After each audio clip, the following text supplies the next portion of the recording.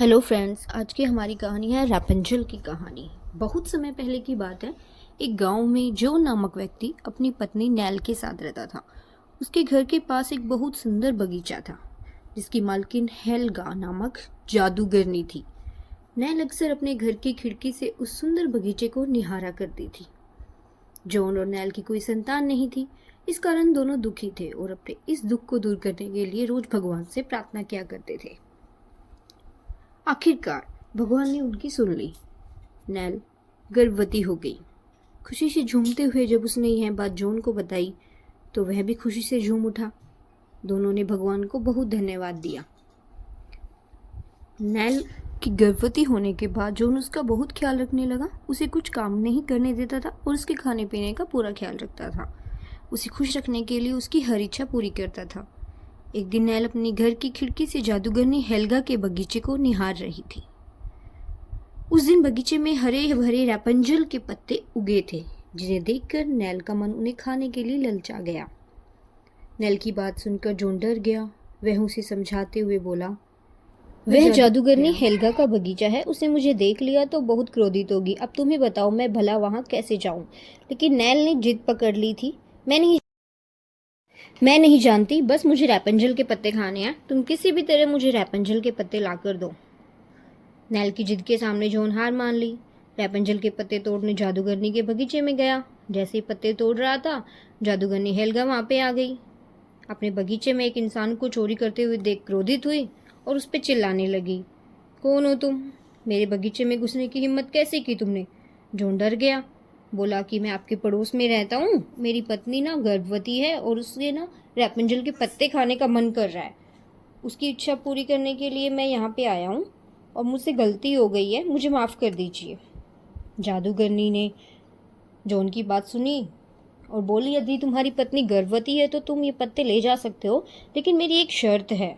जिस दिन तुम्हारे बच्चा होगा वो बच्चा तुम मुझे दे दोगे और तुम ये पत्ते ले जाओ। जॉन डर गया था। अपनी जान बचाने के लिए उसने उसकी शर्त मान ली और रैपुंज़ल के पत्ते तोड़ के घर ले गया। उसकी पत्नी उनको खाकर खुश हो गई। उस दिन के बाद से जॉन रोज नैल के लिए रैपुंज़ल के पत्ते लाने लगा। कुछ महीनों के बाद नैल ने एक बहुत ही सुंदर बच्ची को जन्म दिया, लेकिन जादूगरनी को जैसे ही उस बच्ची के बारे में पता चला, वह उनके घर पहुंच गई और जॉन को शर्त याद दिलाई और बच्ची को अपने साथ ले जाने लगी। दोनों बहुत परेशान हुए और रोने लगे, लेकिन जादूगरनी ने उनकी एक ना सुनी।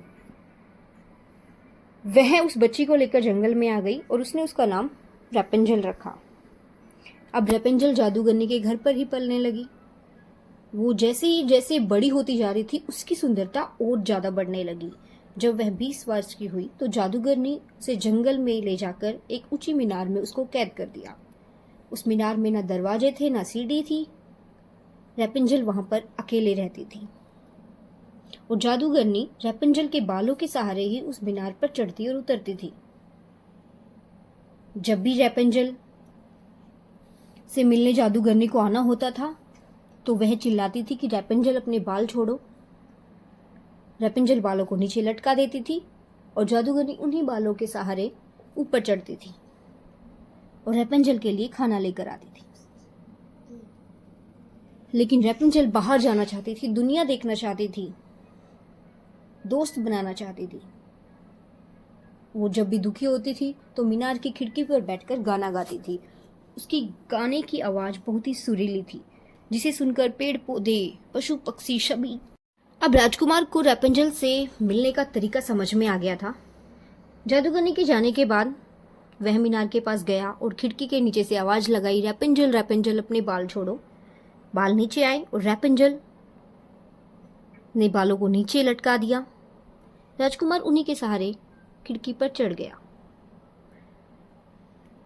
उसने जैसे ही खिड़की में अंदर प्रवेश किया, वो रैपुंज़ल को देखकर बहुत खुश हुआ और उसे देखता ही रह गया। रैपुंज़ल और राजकुमार ने ढेर सारी बातें की और धीरे धीरे रैपुंज़ल को भी राजकुमार से प्यार हो गया। एक दिन राजकुमार ने रैपुंज़ल के सामने विवाह का प्रस्ताव रखा तो रैपुंज़ल ने हाँ कर दी। राजकुमार रैपुंज़ल को मीनार की कैद से बाहर निकालना चाहता था, लेकिन वहां के लिए बाहर निकलने के लिए कोई भी रास्ता नहीं था। तो रैपंजल ने राजकुमार से कहा कि कल से जब तुम मुझसे मिलने आओगे तो अपने साथ रेशम का धागा लेकर आना, उससे मैं सीढ़ी बुन दूंगी। अगले दिन जैसे ही राजकुमार रैपंजल से मिलने आता, साथ में रेशम का धागा साथ लाता और धीरे धीरे उन्होंने एक सीढ़ी तैयार कर ली। एक दिन रैपंजल ने उन सीढ़ियों से अपने बाहर निकलने का रास्ता तैयार कर लिया। वो दिन उसकी आज़ादी का दिन था।